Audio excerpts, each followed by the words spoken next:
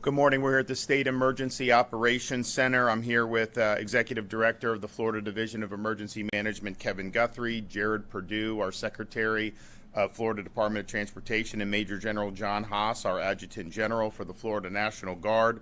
On Thursday, I issued an executive order declaring a state of emergency and directed the Florida Division of Emergency Management to fully activate to a level 1 and to utilize all available resources of the State Emergency Response Team to prepare the state for what was then Invest 97L and is now Tropical Storm Debby. The latest weather updates indicate that Tropical Storm Debby is about 190 miles southwest of Tampa. Maximum sustained winds are currently 50 miles per hour, but those are expected to increase. Tropical Storm Debby is likely to become a Category 1 hurricane before making landfall in the Big Bend region of Florida. As you remember, last year we had Hurricane Idalia. This storm is a similar track. It may be a tick to the west of that. It very well may have greater impacts here in the Tallahassee region than Hurricane Idalia did. Once it crosses landfall and enters the Florida Panhandle / Big Bend region, wherever it does, it is going to move very slowly across northern Florida and southeast Georgia. And the result of that is less going to be a wind event at that point than a rain event. It is going to drop a lot of rain across many parts of the state, but certainly the northern part of the state. We already have saturation in those areas, so you are going to be at risk of flooding. Now, we anticipate landfall to be early tomorrow morning, but we're already seeing some of the effects of the outer bands in the southern part of Florida. Now, in preparation for the storm, I activated the National and State Guards to be ready for search, rescue, and humanitarian assistance. The Florida National Guard is standing by with 3,000 service members ready to assist the State Emergency Response Team, which includes search and rescue, route clearance, commodity distribution, and protection of critical infrastructure. We've also prepared 12 swift water rescue teams, and the Florida Fish and Wildlife Commission has prepared their full fleet of airboats and John boats for search and rescue should that be needed. There will be power outages. If this hits here, particularly even as a Category 1 hurricane, and it's a tropical storm now, it's possible that you could have serious intensification between now and landfall. It could get up to 85, 90, 95 mile an hour sustained wind. That is absolutely possible, particularly in parts of the state like here in Tallahassee. There's going to be a lot of trees that are going to fall down. You're going to have debris. You are going to have power interruptions. So just prepare for that. If you're in the path of the storm, assume that that's going to happen. Now, we have assets in place in advance of the storm, like we always do, and near the predicted areas of most severe impact. Kevin's team and our office have been working with the utility companies throughout Florida, and they've, as of now, this morning, identified up to 17,000 linemen that can assist with restoring power immediately after the storm. Kevin's also monitoring. If we need to bring in more throughout today, then he's going to do that. The linemen will be deployed once it's safe to begin power restoration efforts, and I just urge all local governments, all utility companies to utilize these resources. Once the storm passes, of course, we want to make sure people are safe. We want to do search and rescue if needed. We'll be working to clear the roads, of course, but getting that power back on is very important. We have the resources available for you. We want to do that. We have had storms in years past where people were without power for a long time, and sometimes there's so serious damage it's hard, right? But sometimes it can be done earlier. You just got to have the people there. So we have the people ready, and we want to move very, very quickly.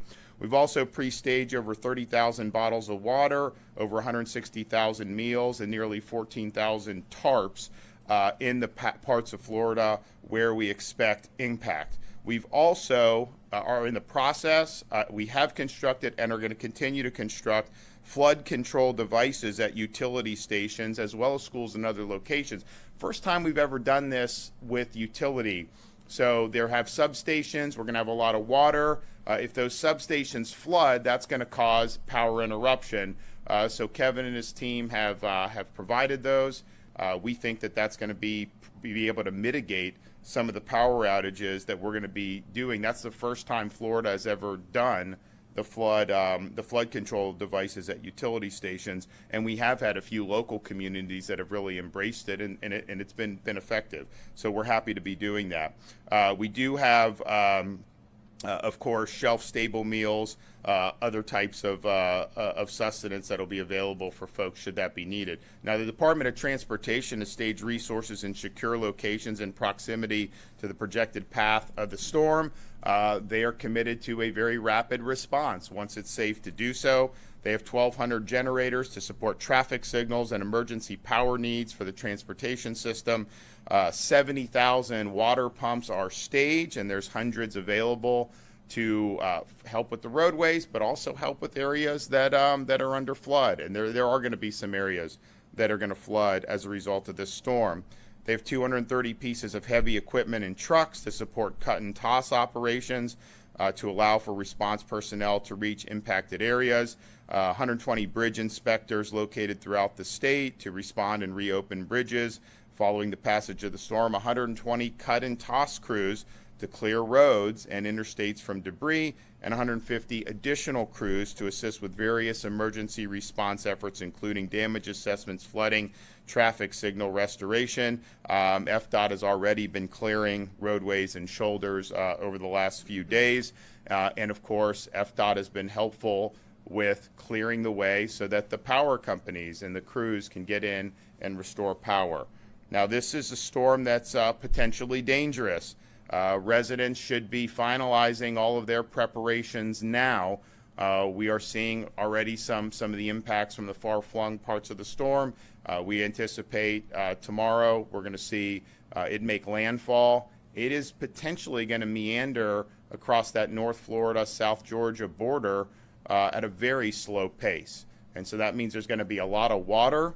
You already have some of the rivers and the tributaries that are already high. You're going to end up with possibilities of flooding, not just in the next 2 days, but for many days afterwards. So just be prepared for that. Make sure that you're doing what you need. If you have kids, make sure that they have what they need, items to be able to help them feel better during the storm, especially assuming there's going to be some power outages. And make sure your pets are taken care of too. Now, there are shelters that are open, that are being open or have been open in some counties that are in the path of the storm. Our rules in Florida are that all counties have to have at least one pet-friendly shelter. It's important that we do that. People that will, and there's not a lot of evacuation, people under evacuation orders. I know there's some of the local zones that have been either voluntary and maybe some mandatory, but we do have those shelters, or local communities have those shelters. But make sure you're taking care of your pets. Make sure they have everything they need during this storm. We're going to see flooding in various parts of the state potentially. I mean, you look at that track, and right now they have it kind of going into Big Bend, maybe a little bit east of Tallahassee, and then going across the state, mostly southern Georgia, North Florida. But this is a big storm. I mean, you're going to have rain that's going to be far beyond the center of the storm. So just prepare for that. Just because you're not in the eye of the storm does not mean you are not going to have major impacts from the storm. So flood water is dangerous. Hide from the wind, but run from the water is what we tell people. It's not safe to drive in flooded roadways. There's hidden dangers. There's downed electrical lines. If the storm passes and your streets are flooded, be careful walking in that. This is potentially hazardous to be able to do. Most deaths from flooding are from individuals who are driving in flooded waters. It only takes 1 foot of moving water to move a vehicle, so please stay off the road if a flood watch or warning is issued in your area. And based on the amount of water that we're expecting, there are going to be floods that are going to happen in different parts of the state. If you have any items outside your home, you need to bring them inside now. We've got a lot of athletic equipment. We got baseballs and bats and gloves and stuff. And our front porch, it's all inside now. We've got nothing out there. And I would encourage other folks to follow suit with that. Anything you can pick up, put it up before it becomes debris that harms your home in the event of storm force winds. Emergency alerts save lives, so please have multiple ways to receive those alerts and act immediately when you receive them. Your local emergency management officials will have the best information that's relevant to your area, whether that's what's going to happen with schools, whether that's what's going to happen with any evacuation, either recommendations or evacuation orders. So please listen to your local officials, heed that guidance, and make sure you're doing what you need to do to prepare and to protect yourself and your families. You can find county emergency management information at floridadisaster.org/counties, floridadisaster.org/counties. This is not something that is unusual for Florida. We know during hurricane season that we have tropical weather. We have prepared, even when this thing wasn't even organized. We marshaled resources that have been working very hard. And I want to thank Kevin and his team, Jared, everybody who's been, they've been working round the clock over the last few days to prepare for this. So just take it seriously. Understand that this is going to be an event that has significant impacts across the state, and stay safe. Listen to your local officials, and as soon as the storm passes, we'll have folks that are in there offering assistance as needed. So I'm going to turn it over now to Kevin Guthrie and then Jared Perdue.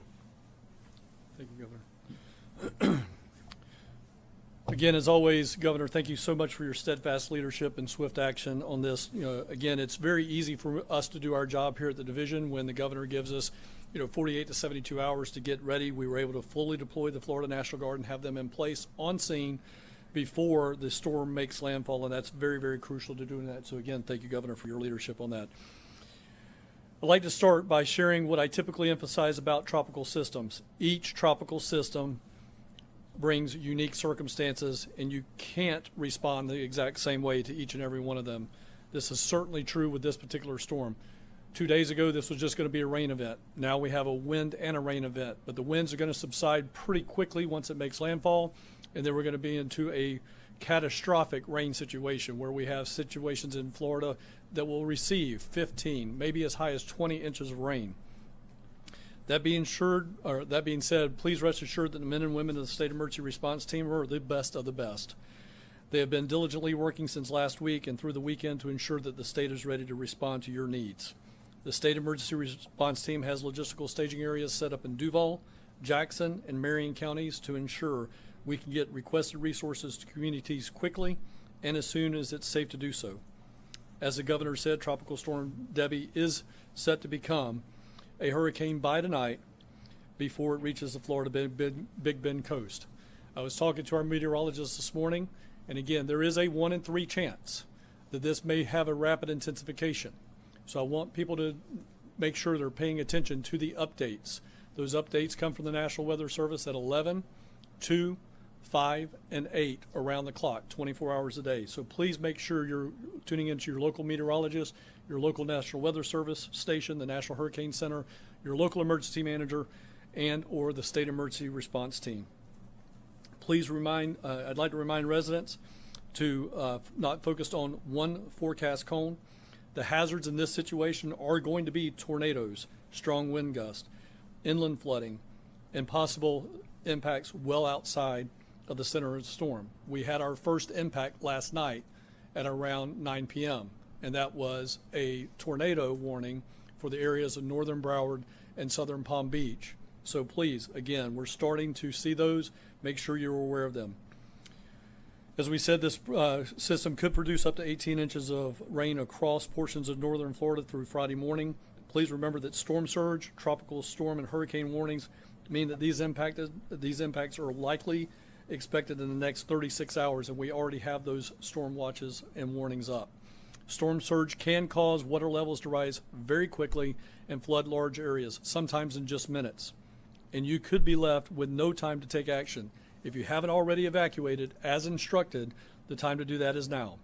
As the governor indicated, we do have some counties that have voluntary and mandatory evacuation orders, but you can find out those evacuation orders from your local emergency management agency. Also, as the governor said, it is never safe to be in floodwaters, as there can be many, many hidden hazards, such as the live electrical wires, displaced wild animals, chemicals, and hazardous waste. And simply put, floodwaters are unhealthy and unsafe to be in, so do not walk or drive through them. You should be now making your final preparations. As the governor has also said, this is the first time that we have deployed flood control devices around substations. This has been a best practice for hospitals inside of Hurricane Ian and Idalia, and now we are taking that to substations and wastewater treatment plants, water treatment plants. If you are a municipality or a county, an electrical entity, we still have some time to put that out. We have over 10 miles of the flood control devices. Contact your local emergency management agency, make that request of the state of Florida now. Now is the time so that we can get that into your community and help protect that infrastructure. To Floridians that are looking for resources on preparing and other state updates, please follow us at floridadisaster.org/updates. You can also follow us on X and Instagram at FLSERT and on Facebook at FDEM. And Governor, as always, thank you for your continued leadership and support. Jared. All right, thank you, Governor, for your steadfast leadership, and thank you, Kevin, for your leadership at the Division of Emergency Management. We've been having interagency coordination since early this week. At the Florida Department of Transportation, we started coordination calls and staging and moving and mobilizing resources as early as Monday of this week. We take these storms very seriously. We want to be prepared to respond at a moment's notice. We've already begun securing all of our construction projects throughout the state, especially in the vicinity of the impact area, all of our coastal bridge projects, and even projects along state routes and interstate system to help people move around. We secure those projects and shut those projects down so people can move around freely. We've been preparing our facilities, making sure travel lanes and shoulders are clear from debris and ready to handle evacuations if they're ordered.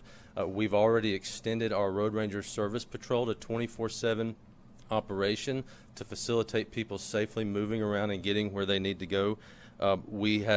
So we're ready to facilitate evacuations. We've been staging crews and equipment these last few days, moving them to be prepared to go in at a moment's notice into the impact area. As you heard the governor mention, we have over 120 cut and toss crews on standby and ready to go. We have 150 other crews ready to support the emergency response efforts with damage assessment, flooding, traffic signals, etc.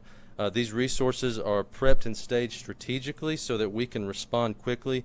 We have over 1,200 generators that we've already mobilized, over 230 pieces of heavy equipment, and 70 pumps to help with flooding, especially when that localized flooding starts occurring.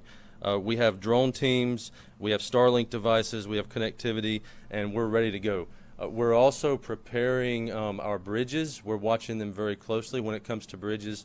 There's a lot of things to remember. One is, if you see water overtopping the road, do not drive through it. It is very dangerous. Do not drive through water overtopping the road. We have over 120 bridge inspectors ready to go as soon as the storm passes through. We have several streams, creeks, tributaries, and rivers in the state of Florida. It's one of the things we're known for. Anytime there's a major rain event, that water can rise quickly. We're going to be watching it very closely, and again, if you see water overtopping the road, do not drive through it. When it comes to wind, we work very closely with Florida Highway Patrol and local law enforcement. As soon as the wind reaches sustained 40 miles per hour, law enforcement officers will begin to close those bridges to traffic. So please keep that in mind as you're looking at evacuation orders, as you're preparing to move around. Once the winds reach 40 miles per hour sustained, those bridges will start to be closed by law enforcement officers. We've been in very close coordination with our airports, our seaports, our transit agencies. They're all prepped and ready to implement their emergency response plans. The seaports on the West Coast, Seaport Manatee, St. Pete, and Port Tampa Bay have all closed their waterside operations to shipping, but the fuel terminals on the land side are fully operational and serving those who need fuel. So we're staged, we're ready to go. Remember, for traffic information, Florida511.com is the place to go. All of our closures, all of the impacts to roadways will be published on Florida511.com. Again, Governor DeSantis, thank you for your leadership. So we're going to have a major event. We are, of course, monitoring as it's in the Gulf. The further west that track moves, likely the more room it's going to have to intensify. So it's not out of the question that you could end up with a Category 2 storm. I mean, that is possible. It may not be the most likely, but it's certainly possible. So just prepare for that. And then once it does make landfall, it is going to be meandering for quite a bit over the next couple days. And it's going to just drop a lot of water on the state. And that's going to have impacts. And there are going to be hazards as a result of that. So just make the preparations now. Kevin mentioned on some of the things with the local governments, with what we're doing for the flood control, with the substations. That could be the difference between keeping one of those substations operable versus having an outage and then having to scramble. So please utilize the resources that are available for you. We stand by ready to help. There's not a state in this country that if there's a request, Kevin's guys are fulfilling that faster than anywhere else in this country. And so they've been preparing for this. They're ready. So please, if you need it, ask for it, and they want to deliver it. Okay. Any questions?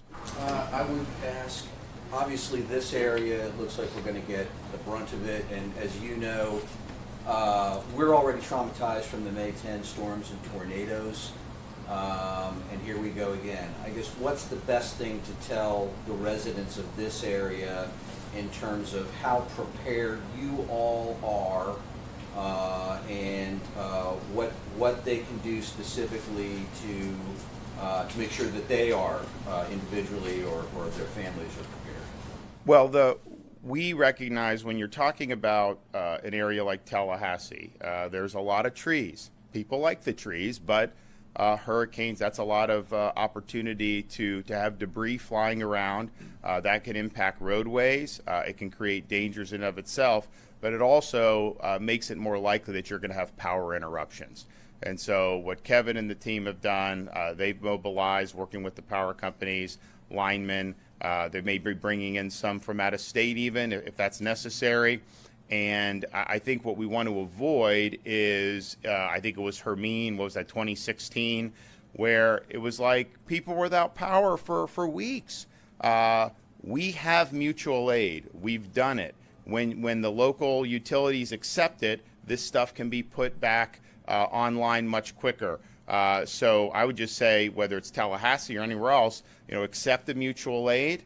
Our view from the state is when these storms happen, of course, you want to protect life and limb and property. If people are in need of rescue, of course, that's what the number one. But then get the power back on, and that's why they've mobilized all these resources. We've been doing this on all the different storms. They did not do that in Hermine, of course. So that's something that's really important. But you got to work together. We need to have a sense of urgency on this. I know Kevin and his team, they're going to be raring to go to be able to do. Even in some of the most severe storms, fortunately, the vast majority of people don't have their home destroyed, aren't hurt. But if you have all these people that are just waiting and waiting for weeks on end for power, that makes it harder to do everything else you need to do. So there's been a huge amount of emphasis on having these folks staged, be ready to go in. And, this is a storm. This is going to be a hurricane. It may even be Category 2. In Tallahassee, that's going to hit different than maybe some other parts of the state, just because the amount of trees that you have, and we're going to see some trees knocked down. I mean, that is going to happen. So that's going to impact the power. So they're going to do that. They're standing by, and I know we're working with local government here as well as all the local governments throughout the region to make sure that we're able to respond as quickly as possible for that. And Jared's guys are helpful on that as well. I mean, they're clearing the way for these utility linemen to be able to get in there and do it. So as soon as it's safe to do so, they're going to be out there working on power restoration. Do they have in substations around here, are they using the flood control devices in Tallahassee, do you know? General, I don't think we have anything. We have one mission, it's already complete. mission here. One mission complete here. So, that could be the difference between having some power outages in a given area and maybe not, or mitigating. So I'm glad that they were doing that. These are things, you kind of learn, like, what's what. We saw some of the substations that were a little higher at Ian. They did fine. Some of the ones that were lower had some problems. And so Kevin and his team said this is something that we want to look into. And so now we're in a position to be able to deploy those. But certainly any of these local governments, Kevin and his team are ready. We want to deploy more. We're totally willing to do that. So just make that request and we'll respond. We still have some time today to do it. So let's get it done. If I had one follow-up to Kevin Guthrie, if you could tell us specifically what you're doing to get ready for after the storm to restore power, and then talk a little bit more about these flood control devices. What are they? What do they do? And so forth. So to the first question on the power, as the governor's already indicated, we've got between 12 and 17,000 responders already identified inside of the state that are ready to go. So again, we are working very closely with the Florida Municipal Electric Association right here inside of Tallahassee, as well as Florida Co-op Electrical Association and the independent-owned utilities. We have talked to every single one of those in the Big Bend area, representatives of of those individual companies. They are ready to go. They are in place. As the governor has said, we are looking at additional staff coming in from out of state. That will be a lead by the associations as well as the independent-owned utilities to bring those contractors in. But we do have, for instance, in the tornadoes we had just a couple of weeks ago, individuals from Dothan, Alabama came in to help out the city of Tallahassee. So we're going to be able to pull those resources from Southeast United States very quickly. When the governor and I talked earlier this week, I mentioned we got 3 overarching objectives, and that is to be proactive, and we have certainly been proactive, more proactive than any other state at any time. We knew that we were going to have a flood event. State emergency management agencies and local emergency management agencies do not typically do well in the country on flooding events, but we wanted to set the standard for the United States on how to respond to a flood event. Therefore, the governor gave me the opportunity to get all of those resources in place to be proactive. So that leads into the second question of the flood control devices. So over the last 2 hurricanes, Hurricane Ian and Hurricane Idalia, the one thing that the governor has challenged me with for the 3 years that I have been in this position, and then the 3 years that I was the deputy director, is we've got to be able to build capability and capacity through disasters.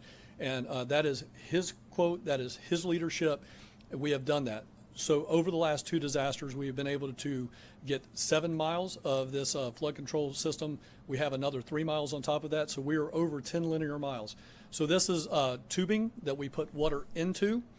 It inflates. We got items anywhere from 18 inches all the way to 42 inches, and then we can stack it up to about 8 feet high. So again, imagine building a flood protection barrier around the outside of a school, a hospital. We were very successful in saving some hospitals from flood damage inside of Hurricane Ian and Idalia.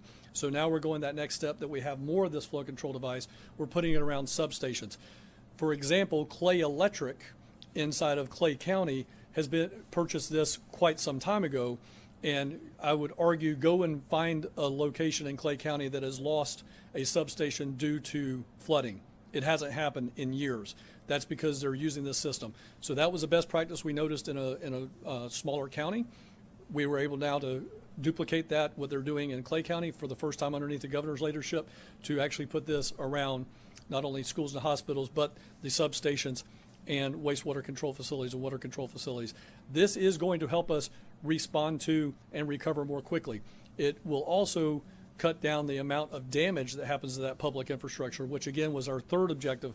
We again, be proactive. We wanted no loss of life in this particular disaster, and we wanted to protect critical infrastructure to prevent further cascading events. So we've been able to do that under the governor's leadership, and I certainly appreciate him letting us build that capability and capacity. Yeah, and so on the track, the National Hurricane Center, they'll do on their 11 a.m. advisory, they will do an updated track, updated cone, do it again at 5 on their 5 o'clock advisory, and it's possible it could shift a little bit more west and get right over Tallahassee. It's possible it could even get a little bit west of Tallahassee, is what they're telling me. It's also possible it could shift a little bit back east to get more into the Big Bend. So watch that, but just understand none of that is necessarily foolproof. I mean, I remember 2020, Sally was supposed to hit Louisiana. Our state wasn't even in the cone, and then Sally comes and downtown Pensacola is underwater. It ended up hitting in Alabama much closer, and so there's going to be impacts beyond whatever that cone says. And so while whatever the eye of the storm crosses from a wind perspective is obviously something that's meaningful, when you have this much rain that's going to drop down, however that track goes. You could be, 100 miles away from the eye of the storm, and in fact, you'll probably see if it's in southern Georgia, you're still going to have impacts as it moves across the state in places like St. Augustine and other places that are there. So just watch the weather, watch the track, but understand that that's not necessarily foolproof in terms of where the impacts are limited to. How are we feeling about the blood and the platelet supply in the state? Because I know that there's been issues with One Blood not being able to process and get that blood out to some hospitals, and they've been concerned about their supply lines going into this storm. So Secretary Weta is here. I talked to Secretary Weta this morning, and he gave me a number of about 200 purchased platelets that are going to be coming into the state. He feels that they're in a really good location. They are able to start getting some of that inventory back up to where it needs to be for the state. But again, I believe probably this afternoon, Forrest, when we do an update this afternoon, we'll have much more information on that. But again, Secretary Weta told me that he's already purchased 200 packs of platelets to come into the state to help out. So we'll do another update probably sometime in the afternoon, and maybe another one in the evening, depending on what the situation warrants. But we are going to face impacts in this state. You still have time to finalize your preparations, so I would urge all Floridians to do so. I'd urge all Floridians to be cognizant of the fact that we are going to have a hurricane hit the state, probably a Category 1, but it could be a little bit more powerful than that. But we are absolutely going to see a lot of rainfall.